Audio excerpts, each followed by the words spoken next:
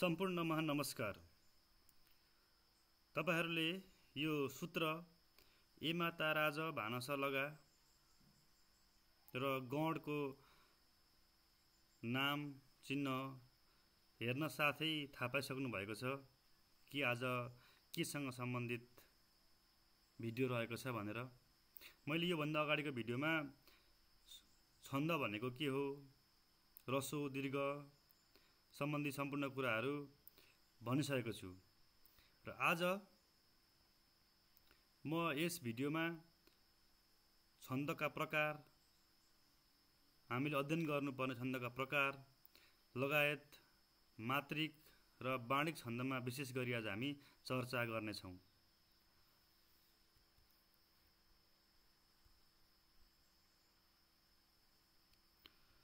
सर्वप्रथम छन्दका प्रकार रहेको छ। छन्दका प्रकार छन्दलाई शास्त्रीय, लोक, मुक्त, आगन्तुक गरी 4 प्रकारमा विभाजन गरिएको पाइन्छ। शास्त्रीय छन्द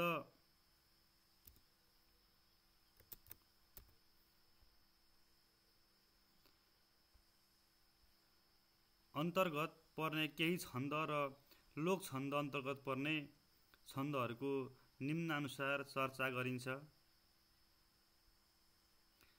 शास्त्रीय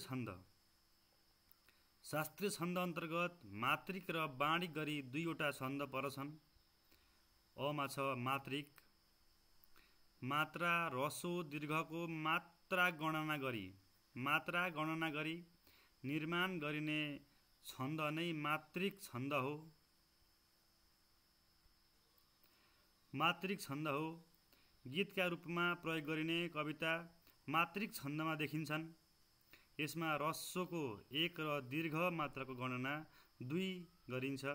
जस्तै हेर्न सक्छौँ हामी, कुन मन्दिरमा जान्छौ यात्री, यो एउटा कविताको 1 हरफमा यो कुलाई 1, यो रस्व छ, रस्वलाई 1 गणना गरिन्छ।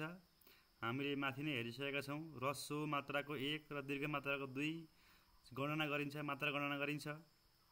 यहाँ कुनमा कु 1 न पनि 1। अब म रस्व हो 2 किन भयो भन्ने कुरामा मैले यहाँ प्रश्न पारेको छु। मन, यो मन भनेर हामी म सँगसँगै नलाई पनि उच्चारण गर्ने भएकोले गर्दाखेरि यो दीर्घ मानिन्छ, मन। अनि दी रस्व छ, र रस्व, मा दीर्घ, जा रस दीर्घ हो, अनि छौ दीर्घ, या पनि दीर्घ 2 र त्रि पनि दीर्घ 2। यसरी जम्मा यो 16वटा मात्रा रहेका छन्। यसरी मात्रा गनेर लेखिने, बनाइने, सृजना गर्ने छन्दलाई मात्रिक छन्द भनिन्छ। यस अन्तर्गत हामी हेर्यौँ एउटा यहाँ आर्य छन्द। आर्य छन्दलाई मात्रिक छन्द भनिन्छ। यो छन्द अक्षर सङ्ख्यामा आधारित नभई मात्रामा आधारित हुन्छ।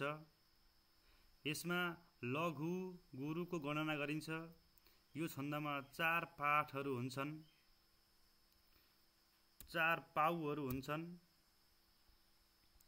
पहिलो र तेस्रो पाउमा 12 मात्रा, दोस्रो पाउमा 18 मात्रा र चौथो पाउमा पनि 18 मात्रा हुन्छन्। मात्राको गणना गर्दा दीर्घ गुरुलाई 2, यहाँ अघि पनि मैले भनेको छु, फेरि पनि भन्दैछु, दीर्घलाई 2, रसोलाई 1 मात्र गनिन्छ। जस्तै दुर्गम भई उर्लेकी तलतिर समतुल्य मोहको गङ्गा, फरफर गर्छ उपर यो जीवनमय पातलो चङ्गा। जम्मा यहाँ 4वटा पाउहरू रहेका छन्। सुरुमा 2, सुरुकोमा 12, दोस्रोमा 18, तेस्रोमा फेरि 12 मात्रा र तेस्रोमा चौथोमा 18 मात्रा रहेका छन्। अब जाउँ बाणिक छन्दतर्फ। बाणिक छन्द भन्नाले वर्ण वा अक्षर संख्याको संयोजनबाट निर्माण गरिने छन्द बाणिक छन्द हो। यसमा 3 वटा गण अक्षरलाई गण भनिन्छ। 3 वटा अक्षरलाई गण भनिन्छ। यसमा यति लयको स्थिति हुन्छ। यसमा प्रयोग हुने गणलाई लघु र गुरुले सङ्केत गरिन्छ। लघुलाई ह्रस्व र दीर्घलाई गुरुले सङ्केत गरिन्छ। हरफको अन्त्यमा अक्षर ह्रस्व भए पनि त्यसलाई गुरु वा दीर्घ मान्नुपर्छ। 8 वटा गण निम्न अनुसारको सूत्रका आधारमा प्रयोग गरिन्छ। मैले सूत्र अघि सुरुमै देखाइसकेको छु। त्यसकै आधारमा गण र त्यसपछि प्रत्येक छन्द अनुसारका फरक फरक गण अनुसार चाहिँ निर्माण गरिने गरिन्छ। नम्बर 1 मा रहेको छ शार्दूल विक्रीडित छन्द। शार्दूल विक्रीडित छन्द अति नै लोकप्रिय छन्द। स्रष्टाहरूले मन पराउनु भएको छन्द। धेरै कविताहरू सृजना यस छन्दमा भएका छन्। यस छन्दमा जम्मा 19 अक्षर हुन्छन्। 7 र 12 अक्षरमा यति वा अडान हुन्छ। यसका गण वा लक्षणहरू यस प्रकार रहेका छन्। तपाईहरु हेर्न सक्नुहुन्छ। गण म स ज स त त गु। संकेतमा म को तिनटै दीर्घ, स को रसो रसो दीर्घ, ज मा रसो दीर्घ रसो, स मा रसो दीर्घ दीर्घ, त मा दीर्घ दीर्घ रसो, फेरि त मा रसो दीर्घ दीर्घ रसो र अन्तिममा एउटा गुरु आउँछ। म स ज स त त गु। अब उदाहरणमा तपाईलाई मैले यहाँ सर्लङ्ग पार्ने कोसिस गरेको छु। यहाँ हेर्न सक्नुहुन्छ। पहिलो गण म गण। म गणमा 3टा अक्षरहरू मिठो ला, मिठो ला 3टा अक्षरहरू र यो गण मी दीर्घ ठो दीर्घ ला दीर्घ। अनि लाग यतापट्टि जान्छ। यो छ म ला, छ म लालाई 3टा। अनि इ ता प्रि यो 3टा, इ ता प्रि ज गण। ए क था स गण।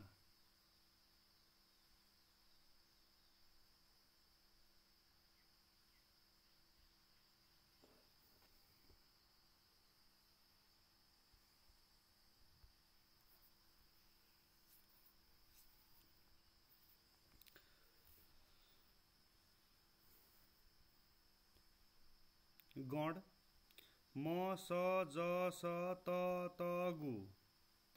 संकेत म मा दीर्घ 3टा, स मा रसो रसो दीर्घ, ज मा रसो दीर्घ रसो, स मा रसो रसो दीर्घ, त मा दीर्घ दीर्घ रसो, फेरि त मा दीर्घ दीर्घ रसो र अन्त्यमा एउटा गुरु। म स ज स त त गु। यसको उदाहरण हेरौँ। उदाहरणमा मिठो लाग्छ मलाई त प्रिय कथा प्राचीन संसारको भन्ने कविताको यो एक पंक्तिलाई पाउलाई हामी हेरौँ। यहाँ मिठो ला यतिलाई एउटा गण जुन चाहिँ यो अन्तर्गत परेको छ। हेर्न सक्नुहुन्छ। यहाँनिर मैले अघि पनि बोल्ड गरिदिएको थिएँ, त्यही पनि फेरि अझ स्पष्ट हुनुहोस्।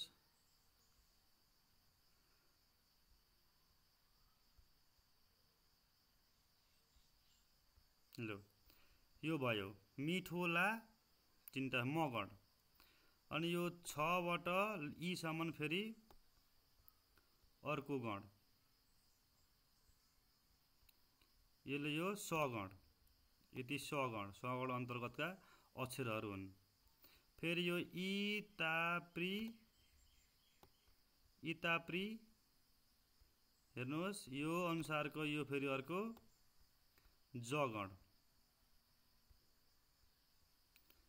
अब यो फेरि स गण। ए क था हेर्न सक्नुहुन्छ। ए क था अलिक उज्यालो रङ लगाइदिन्छु।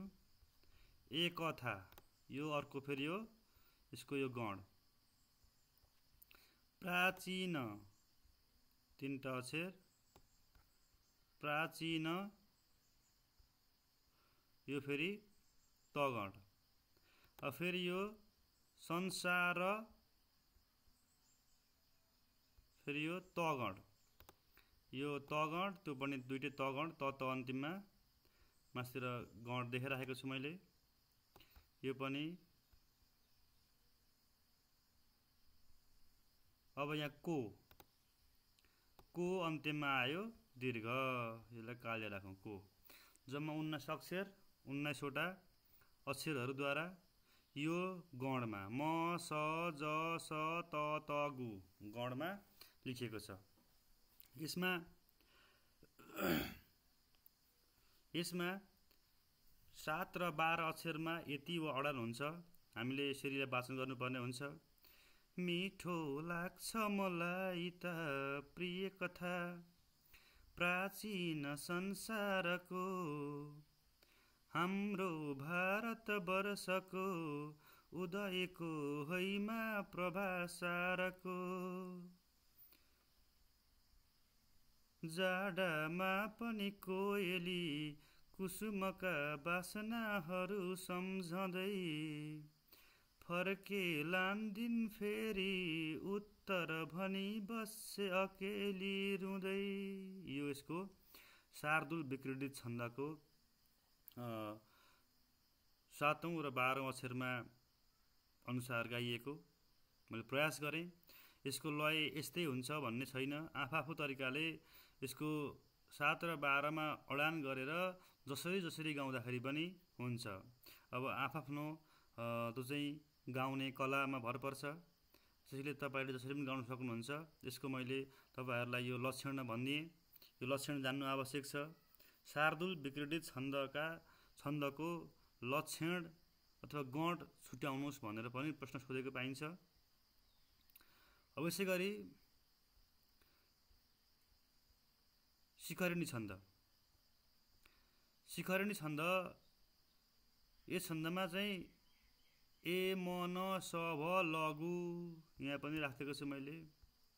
ए म न स भ लघु गणको व्यवस्था हुन्छ। जम्मा 17 अक्षर हुन्छन् र 6 अक्षरमा विश्राम हुन्छ।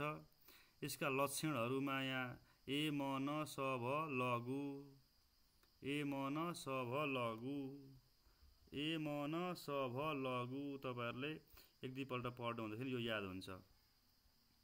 यसमा पनि मैले स्पष्ट होस् भनेर, तपाईहरुलाई कुनै समस्या नहोस् भनेर यहाँ फरक रङ राखेर यो रङ अनुसार नै मैले यसलाई गणलाई छुट्याइदिएको छु। तपाईहरु हेर्न सक्नुहुन्छ।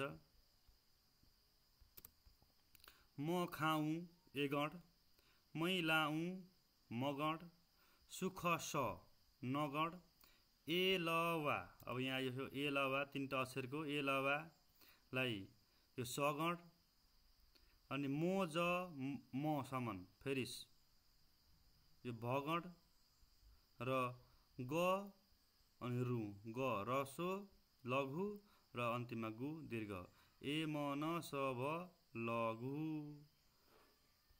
यो म खाऊ मै लाऊ सुख शैल वा मोज म गरौँ, म हाँसु मै नाचु अरु सब मरुन् दुर्बलहरू, भनी दारा धस्ने अबुझ सठदेखि छक्क परी, चित्ता खित्का छोडी अभयसित हाँस्यो मरी मरी। लेखनाथ पौडेलद्वारा रचित यो कविता शिखरिणी छन्दमा समर्चित छ। अब अर्को पनि छ, यहाँ तपाईहरुले यसलाई पढ्न सक्नुहुन्छ। यसमा कुनै कन्फ्युज सायद छैन होला, किनकि मैले स्पष्टसँगले यो गण र त्यसका अक्षरहरूलाई छुट्याइदिएको छु। अब यसरी अर्कोमा जाउँ। मालिनी छन्द।